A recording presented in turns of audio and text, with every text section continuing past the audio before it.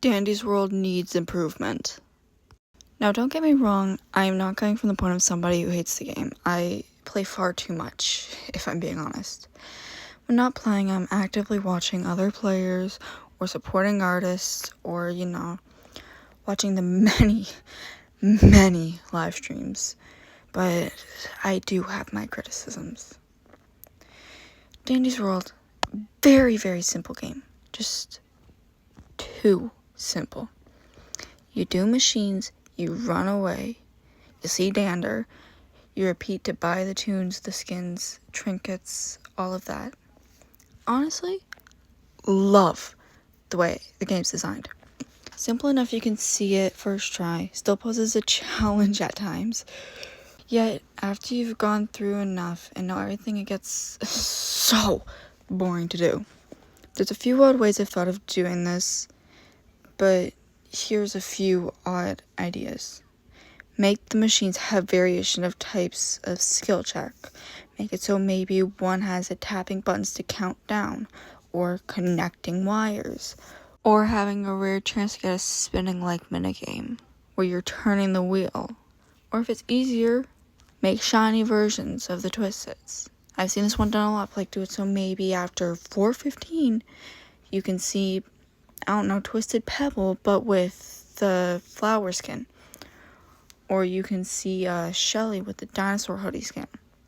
Just random things. It gives a motive to play the game after you've done everything.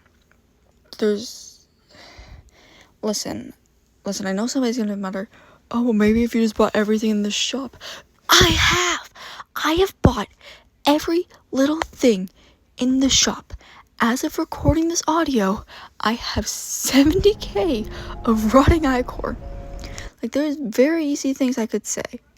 Say, oh, add more Toons, add more skins, overset, overblown.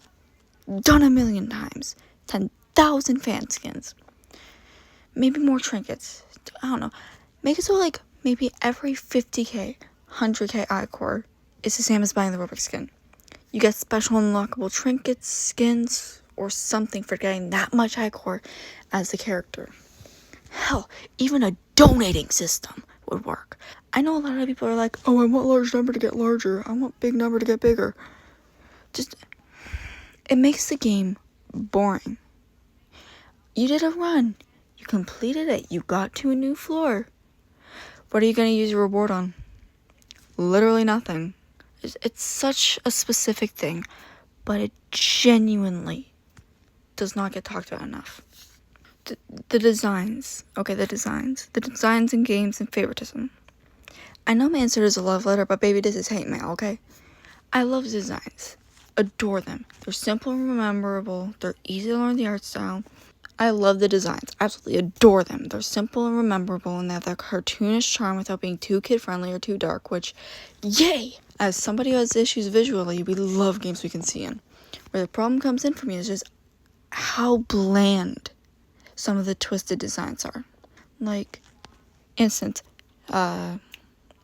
say the designs were just for the Toons. Not the Twisteds, the Toons. Perfect. Keeps that childish charm without going, oh, actually, they're meant to be a big scary monster. I've made a list in why, for instance. Bobette, very top of the Bobette is at the very top of the chart. Her design is memorable, she's huge, blending into the map like the Christmas tree, yet standing out as her standalone thing. The gimmick is insanely well thought out and tied into her description, as she hears you being greedy and pick up items. Her sound effect ties in with the Christmas theme perfectly. Huge oversimplification, but you get the point. Amazing design. Same event character, Rudy, near the very bottom. A D-tier. Personally, loved kiting him. Absolutely loved when he was in floors. Made it easier to collect Twisteds in the blackout. Case, don't got a V, don't got a Twisted Brightney or just a normal Brightney. Makes it so I can actually see to get them. But the problem is how bland the design is. How just kind of if you took Twisted Boxton, slapped the Brightney's bulb on him, and then put him in a fursuit. You could have had so much potential. I know a lot of you didn't witness the Christmas event, so I'll do a quick one that's real reason to the game. In fact, it's in-game. Top ranking, Twisted Shelly. beautifully executed. Her confusion debuff ties into the forgotten tune, her elongated smile with ribs ties into her being paleontology themed, and her sound effects work well too. The way she smiles will twisted because people are finally noticing her. Nice detail too. I'd make the sound like a bit louder for when she sees you, but that's just a little nitpicky. Overall, 10 out of 10. Beautifully designed. Now, don't come at me for this. Twisted Astro is near the bottom tier. He's like a solid C, maybe maybe a D, depending on the situation. Sound-wise, amazing, terrifying. I love his room and his theming, but oh my god, unless you're playing a toon with under 2-star stamina, he's no more dangerous than any other commons. His debuff doesn't affect much unless you actually have to have twists.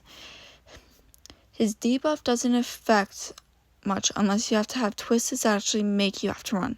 And his design, while cute, is basically, what if Asher was taller and looked a bit sad and didn't have his blanket? Like, I respect the fact he has 2 things he does as a gimmick. The Icor and the Tired. But baby, where's the scary factor? You're meant to be one of the biggest bads, the things feared in games. Where's the scary? Where is it? Also, the favoritism with the skins in game goes insane. What do you mean the characters who were there with the game's opening have like 2 skins? Yet the Toons you released like 5 months ago, maybe a bit longer depending on when this video comes out, has 5 full release skins. 6 if you count the Louis themed one. And the beginner ones who have been there since this drop have 1 skin for them each, respectively. They're in the damn promotional videos, for crying out loud. Okay, so this one, I wrote this entire thing, and I'm recording this entire thing at like 2 to 3 a.m., but it still stands. If you have more things you want me to cover, let me know. Any suggestions, let me know, and I'll see you in the next video, whenever I upload that.